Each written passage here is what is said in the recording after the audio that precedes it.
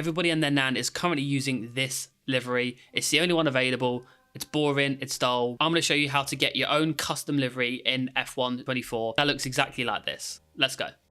First things first, we're going to need to download a few things. It is going to be in the description below. The links to all of these will be there. So the first thing is going to be the Intel plugin. Just click zip in the top right and then follow these instructions on screen. They will make it quite easy to install, but it's always quite tricky. The second thing is going to be the ERP Archiver. If you can, please donate.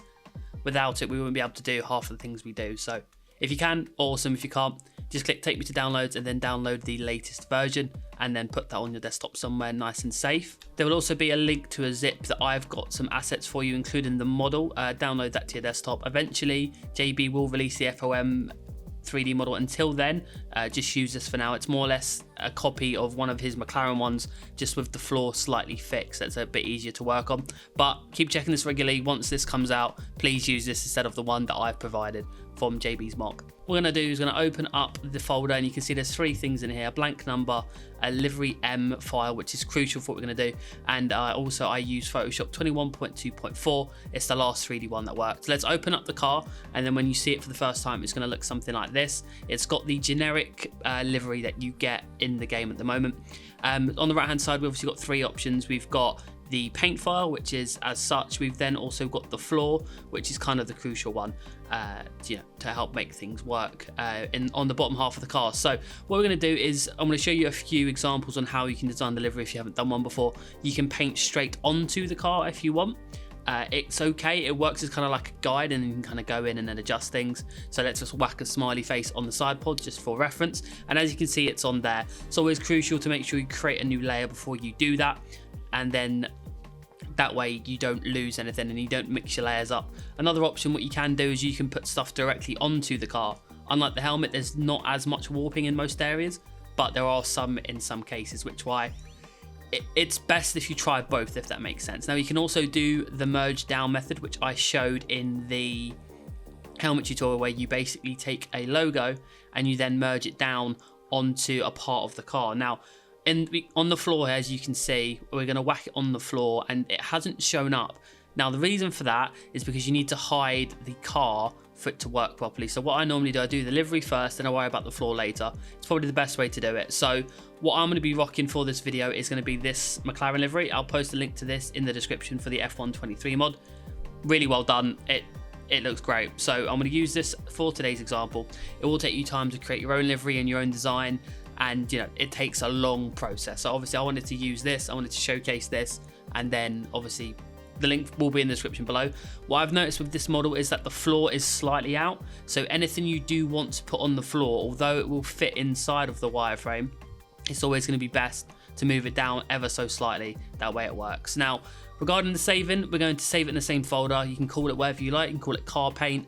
Make sure you use, for the save settings, obviously make sure you're using the Intel DDS.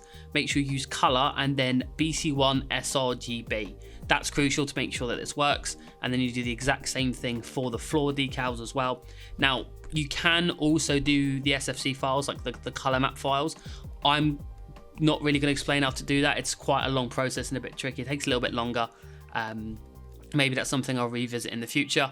But once you've done that, you've got all your files, you've got your car paint, you've got your floor decals, we're ready to import it into the game. So if you open up your ERP Archiver, for the first time when you do this, you're going to need to set your directory.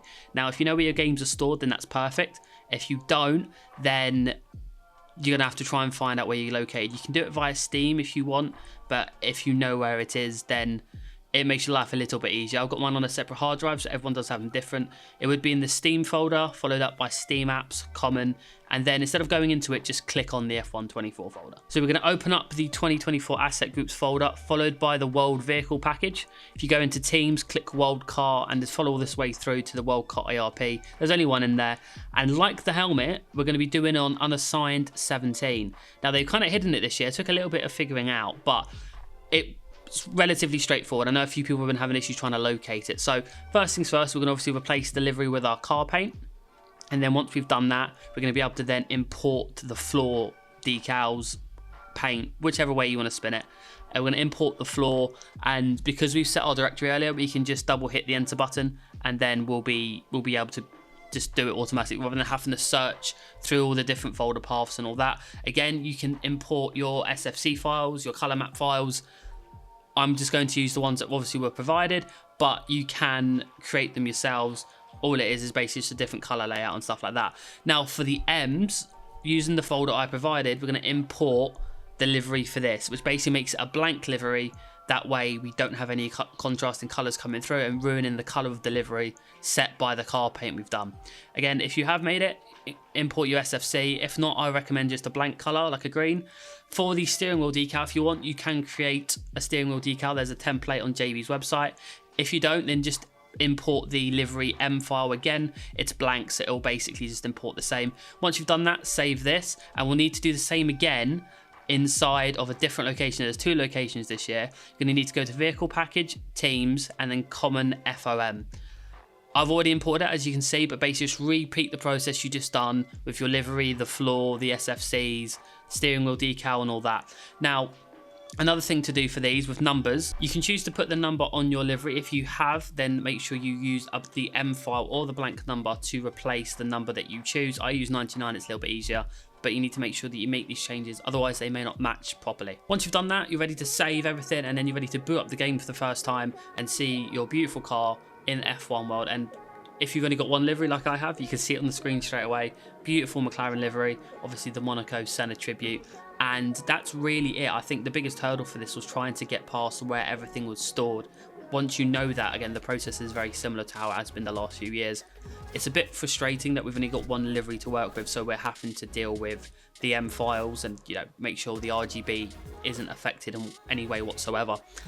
It's really weird that we have only been given one car. You know, we've been quite spoilt with a car like the Audi livery last year and others prior to that that aren't allowed sponsors or color changes. But anyway, hope you've enjoyed the video, guys. If you have any issues, please do comment below. I'll do my best this year to try and help out people and anyone who's struggling and stuff like that. If you enjoyed the video, please do like. It really does help. And also make sure you subscribe if you want to see more. Maybe we'll look at doing an SFC tutorial on the helmets and the car, or maybe a deeper dive into a livery for those of you who are struggling to understand how to make a really cool livery or try and get things working in a certain way. More kind of like a really long-winded version of how to do it. But I hope you've enjoyed it, guys. Take care. Bye-bye.